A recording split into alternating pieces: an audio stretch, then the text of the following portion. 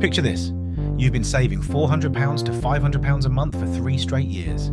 You finally log into your investment account expecting fireworks, and it says 18k to 20k. You sit there thinking, that's it? I could nearly buy a used Fiesta. Then your colleague casually says their portfolio went up 35k this quarter, while they were on holiday in Spain. No extra results, just the market doing its thing. And suddenly you're questioning every financial decision you've ever made. Here's the part where I'm teaching you about investing. The beginning feels pointless.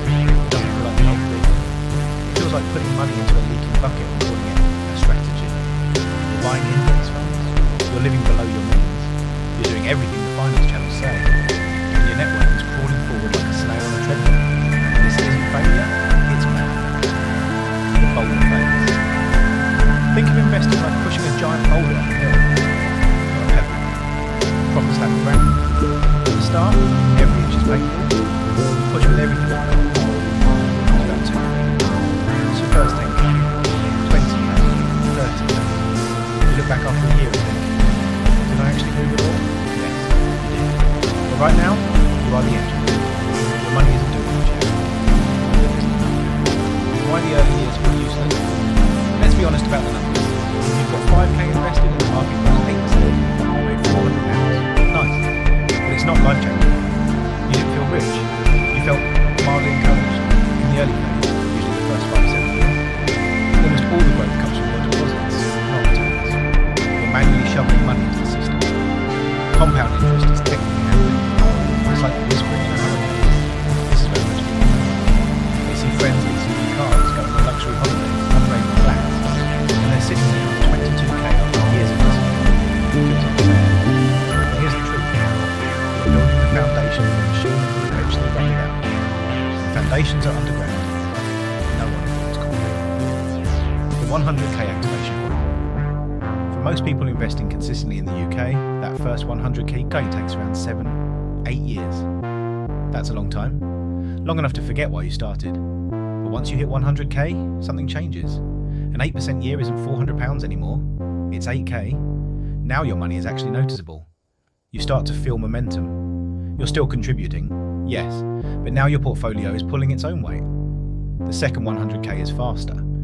The climb from 100k to 200k often takes 4 or 5 years, not 8. Same person, same monthly deposits, different equation. Now the boulder starts rolling. By 300k, 400k, a strong market year might add 30k to 50k. Didn't say that. The market did. That's the crossover point you realise. Your financial future isn't tied purely to your salary. The real meaning of financial independence doesn't start at 1 million.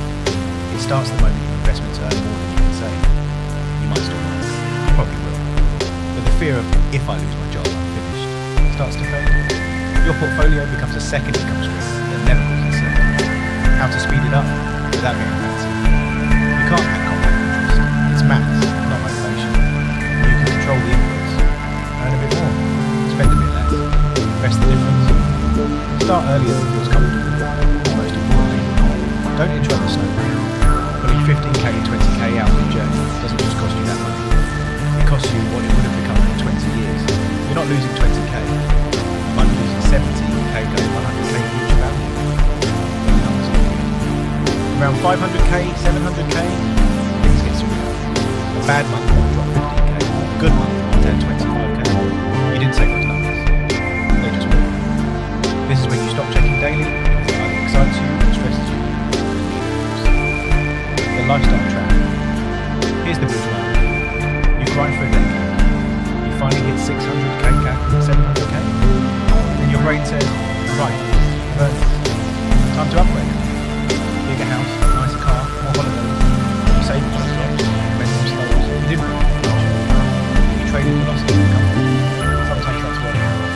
Just know the trade. The boring truth about big portfolios. Once you cross 1 million, the smartest move is usually no. Don't suddenly become a property mogul. Don't chase exotic investments. Don't try to get clever. Low-cost index funds, time and discipline beat most fancy strategies over 20 plus years. You already built the machine, let it run. The final boss isn't money.